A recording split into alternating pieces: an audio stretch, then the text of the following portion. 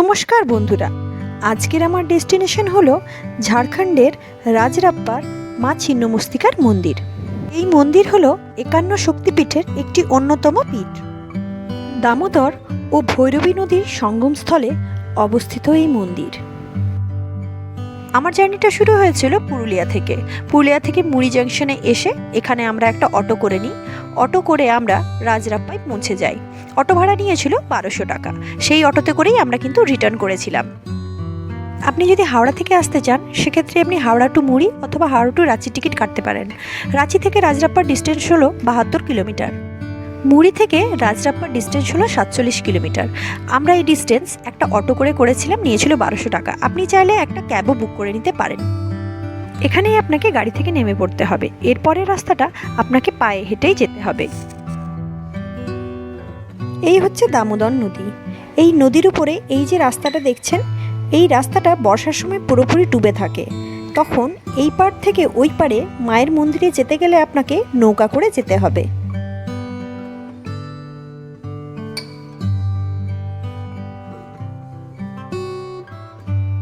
এইখানেই দর্শনার্থীরা সবাই স্নান করে তারপরে মায়ের পুজো দিচ্ছে। মন্দিরে যাওয়ার রাস্তায় প্রচুর পুজো সামগ্রীর দোকান পাবেন আপনি। এখান থেকেই পুজোর সামগ্রী কিনে আপনি মায়ের মন্দিরে পুজো দিতে যেতে পারবেন। যে দোকান থেকে পুজো সামগ্রী কিনবেন সেখানেই আপনি আপনার জুতোটা রেখে যেতে পারবেন। আমরা মন্দির প্রাঙ্গণে চলে এসেছি। এখানে ফটো তোলা অ্যালাউড, তবে মন্দিরের ভিতরে ফটো তোলা অ্যালাউড না।